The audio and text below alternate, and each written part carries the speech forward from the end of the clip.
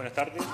Voy a mencionarles los principales efectos de la terapia antirretroviral y cuáles son los que no se nos pueden escapar cuando nos enfrentamos a algún paciente.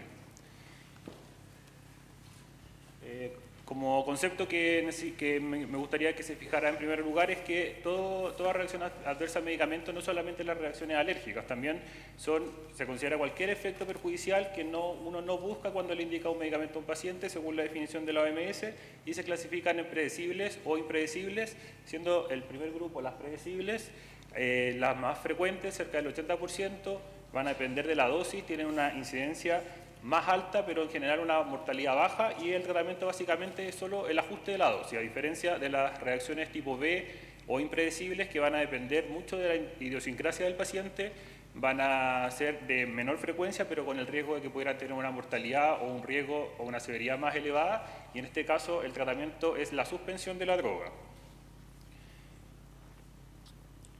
Los antirretrovirales, existen más de 28 fármacos aprobados por la FDA, y además cerca de 12 coformulaciones también aprobadas, por lo tanto detallarlo en 5 minutos es una tarea bien difícil, así que los agrupé en familias. ¿Ya? Por ejemplo, en el primer grupo, el más conocido, los inhibidores nucleosídicos de la transcriptasa reversa, que actualmente todavía se utiliza mucho la acidobudina, la ZT, la amibudina, amtricitabina, abacavir y tenofovir, se caracterizan principalmente por su toxicidad mitocondrial. Los primeros agentes eran mucho más tóxicos y tenían mucho más efectos adversos, principalmente a nivel de musculatura musculoesquelético, a nivel de los nervios periféricos, producían toxicidad a nivel hepático, riesgo de acidosis láctica, pancreatitis, etc. ¿Ya? También se describe la toxicidad a nivel hematológico por el AZT, por la acidobudina, principalmente manifestada como anemia, que puede ser de leve a moderada severidad, pero también hay casos que ameritan la suspensión de la droga. La falla renal y la disminución de la densidad mineral ósea asociada al uso de tenofovir.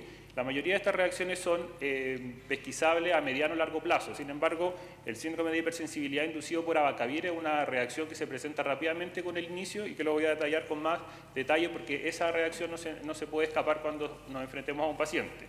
¿Ya? Como generalidades de la hipersensibilidad, en donde hay un mecanismo inmunológico que explica la reacción clínica, sabemos que son mucho más frecuentes en pacientes portadores de la infección por VIH, tienen además más riesgo de reacciones sistémicas severas, como un síndrome de Stevens-Johnson y un NET, o una necrólisis epidérmica tóxica. Generalmente estas reacciones requieren un periodo de sensibilización, por lo tanto es más frecuente en pacientes que toman terapia, suspenden y después reinician. ¿Ya? La clínica se manifiesta principalmente a nivel de la piel y pueden ser reacciones leves o reacciones más severas como las que les mencioné recién, y también pueden ser reacciones inmediatas como una anafilaxia que puede llevar a un choque, incluso a la muerte. ¿Ya?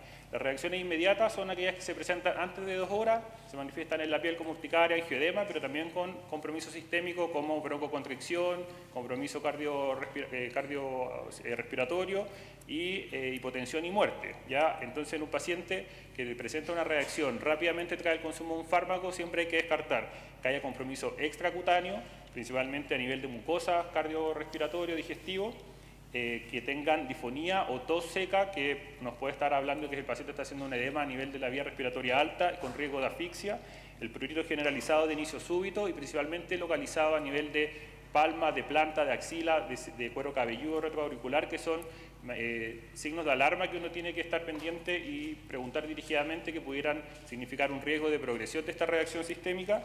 La percepción de sabores extraños en la boca como sabor metálico y el rubor o acompañado de conjuntivitis o de rinitis. ¿Ya? En las reacciones retardadas, que son el 90% de los casos, también tenemos algunos signos de alarma y la mayoría no necesita suspensión de fármacos. ¿Ya? Acá hay que fijarnos principalmente compromiso de estado general, lesiones target, fiebre, desprendimiento de la epidermis, bulas, vesículas, etc. ¿Ya? Compromiso hepático, compromiso renal o eosinofilia mayor de 1500 son signos de alarma que ameritan un estudio y eventualmente y probablemente la suspensión del fármaco. ¿Ya? El síndrome de hipersensibilidad inducido por abacavir se asocia a la presencia del HLA B5701 positivo, por lo tanto, todo paciente que inicia este fármaco tiene que tener su HLA negativo con un valor predictivo negativo cercano al 100% y un NNT de 13, que es un valor bastante bajo. ¿Ya? Y generalmente se presenta a los 10 días de tratamiento. Con respecto a los no nucleosídicos, el principal riesgo es que tengan hepatotoxicidad asociada al uso de nevirapina, que se presenta rápidamente en los primeros días, se asocia a un nivel de CD4 elevado y al inicio reciente de fármaco en dosis plena desde el inicio. Ya el resto de las reacciones son bastante parecidas al resto de los fármacos. Con respecto a los inhibidores de proteasa, principalmente la intolerancia gastrointestinal y los efectos a nivel metabólico son las más importantes, pero las que no se nos pueden escapar son las interacciones farmacológicas, porque la mayoría de estos fármacos, todos estos fármacos se usan asociados a ritonavir, que es un potente bloqueador del citocromo P450, por lo tanto puede inducir elevación de los niveles plasmáticos de otras drogas, como por ejemplo el sildenafil, que puede producir síncope, arritmia, hipotensión severa, o ergotamínicos, que puede producir una vasoconstricción periférica severa y que tiene incluso riesgo de amputación de extremidades, ¿ya?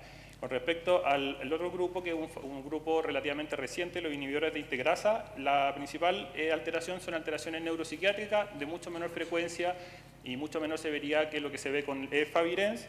Y hay que tener también ciertas precauciones con la metformina, que el dolutegravir pudiera inhibir la secreción de metformina, aumentando ciertos efectos adversos, principalmente gastrointestinales, y con un riesgo teórico de hipoglicemia, pero que no se ha descrito en forma frecuente, se ha descrito en forma muy aislada en algunos casos. Por lo tanto, este grupo de familia en general ya no se utiliza, por lo tanto no me lo voy a saltar. El enfrentamiento básicamente es la historia clínica, examen físico detallado, incluir todos los fármacos que el paciente consume, incluyendo los fármacos conocidos como naturales, como la hierba de San Juan, el jugo de pomelo o el pomelo, que son potentes bloqueadores de los citocromos, y eso aumenta el riesgo de exacerbaciones, ¿ya?